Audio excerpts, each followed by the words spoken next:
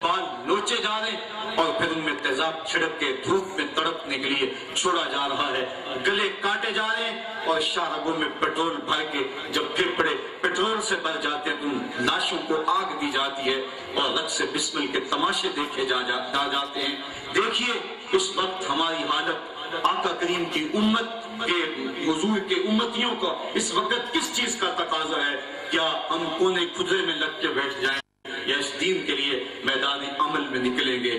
کہ پھر حشر نہیں ہوگا دوبارہ؟ دوڑو زمانہ چال قیامت کی چل گیا۔ حضور علیہ السلام کی امت کے ساتھ محبت کا تقاضا اور حضور علیہ السلام کے ساتھ الفت کا تقاضا یہ ہے کہ اس دین کو دنیا کے کوچے کوچے تک پہنچایا جائے۔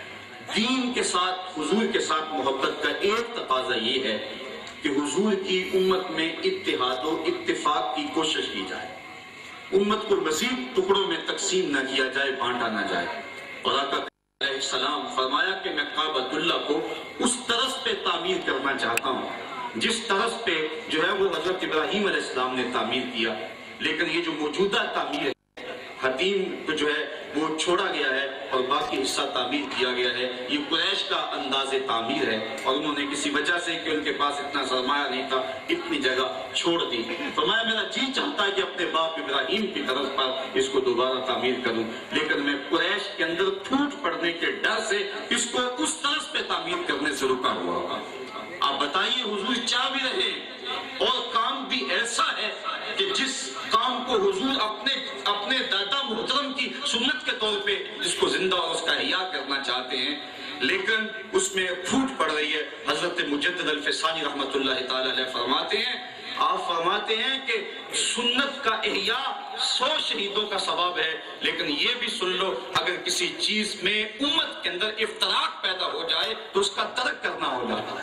اس وقت سنت کے نام سے تحریکیں چل رہی ہیں اور بہت کچھ ہو رہا ہے، لیکن آج اس بات کا قطعاً خیال نہیں رکھا جا رہا کہ قوم کا اور امت کے مزاج کا تقاضا کیا ہے۔ اس وقت ہم نے امت کے حالات کو کس طرح سنوارنا ہے۔ امام شامی نے یہ فتویٰ لکھا ہے، من لم یعرف احوال اہل زمانہ فہو جاہل، جو اپنے حالات کے تقاضوں کو نہیں سمجھتا وہ پڑھنے کے باوجود بھی عالم نہیں ہے، جاہل ہے۔ اس لیے کہ یک سے علم را دامن عقل واحد، شیخ سعدی فرماتے ہیں ایک سے علم کے لیے 10 من عقل چاہیے۔ تو جو تقاضا دین کو نہیں سمجھتا اور اس وقت امت کو جس اتحاد، جس عالمگیر اتفاق کی ضرورت ہے، اقبال جھولیاں کھلا کھلا کے کہتا تھا بٹتے ہوئے آہو کو پھر سوئے حرم لے چل، اس شہر کے ٹوگر کو پھر وسعت صحرا دے، یہ امت پھر وہ صحرا کی وسعت پائے۔ اور یہ جو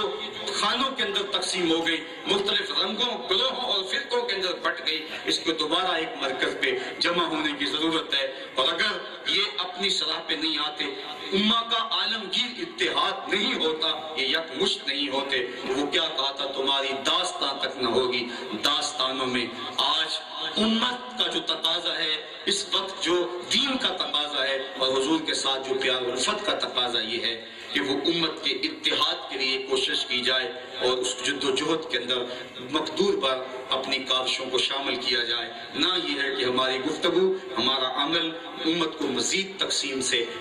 تر کرتا چلا جائے۔ آج پگڑیوں کے رنگ امت کو تقسیم کر رہے ہیں، آج جو ہے وہ وظائف امت کو تقسیم کر رہے ہیں، آج پیر خانے امت کو تقسیم کر رہے ہیں۔ یہ دین کے احیاء اور فروغ کے لیے تنظیمیں بنتی ہیں، لیکن حیران ہوں کہ یہ تنظیمیں امت کے کام کو آگے بڑھانے کی وجہ سے امت کو باہم تقسیم کر رہی ہیں۔ اور یہ بات میں نے بڑے فون پہ کہی ہے کہ کاش اس درد کو سمجھا جائے اور امت کو جوڑا جائے۔ علماء نے بیان فرمایا کہ یہ حضور کے ساتھ الفت کا تقاضا یہ ہے، ایک باپ کے بیٹے جب بکھر جائیں تو باپ کا دل کتنا دکھتا ہے، تو حضور کی امت جب بکھر جائے اور اپنے اپنے مفادات کی خاطر کچھ لوگ مختلف رنگ لگا دیں اپنے ماننے والوں کو اور یہ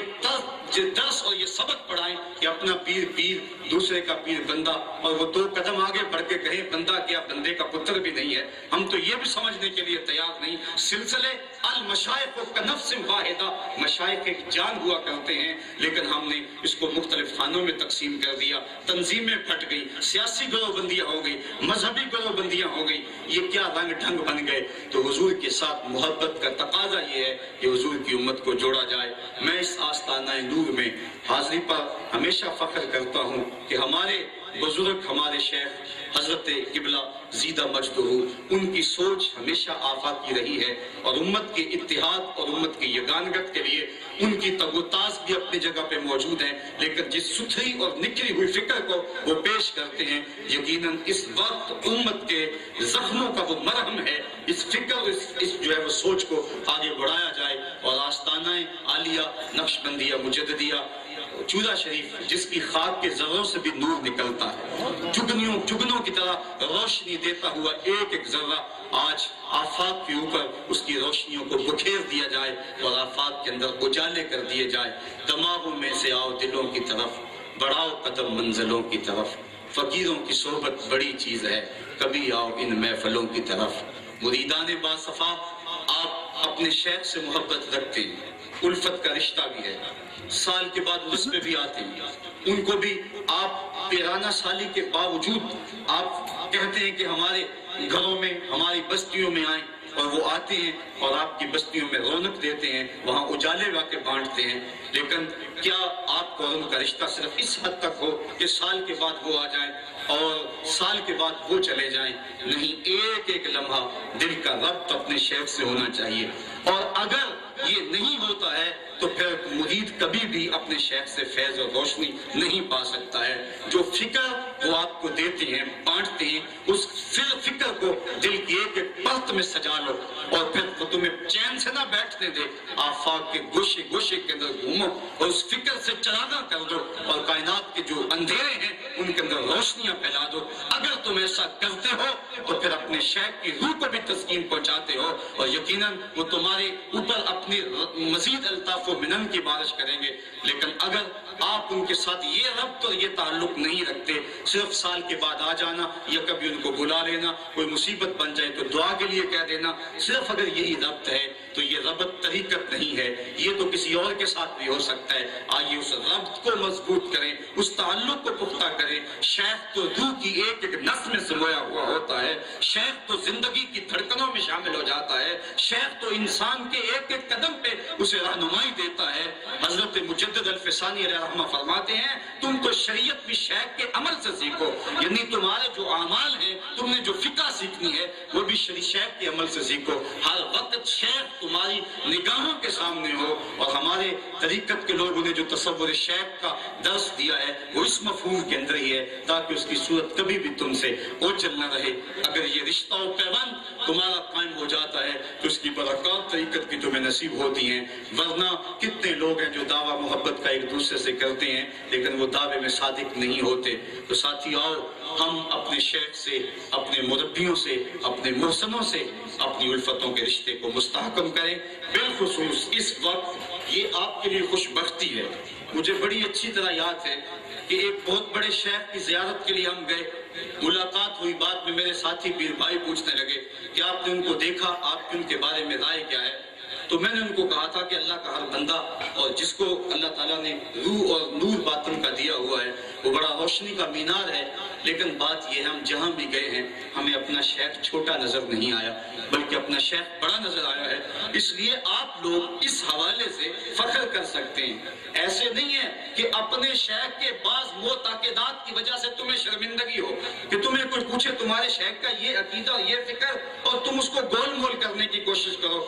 جو ہے وہ دو ٹوک نظریہ فکر اور سوچ اور ستھری اور نکھری ہوئی سوچ تمہیں دیتے ہیں، اس سوچ کو لے لو، دل کی ایک ایک پرت میں سجا لو، اور آفات کے گوشے گوشے میں تم اس کو جو ہے وہ پھیلا دو، اور آ کے وہی بات کہ میں مر کے بھی زندہ ہوں اہل وفا کی محفل میں، میری محفل میں آ میری مزار نہ پوچھ۔ اللہ تعالیٰ ان کامل بندوں کی صحبت و سنگت سے ہمیں روشنی عطا فرمائے، اور زندگی کی ایک ایک گھڑی ساتھ اور ایک ایک لمحہ ان لوگوں کے نام لگا دینے کی توفیق دے تاکہ ہمیں اس کی برکات نصیب ہو جائے۔ وآخر دعوانا ان الحمد للہ رب العالمین۔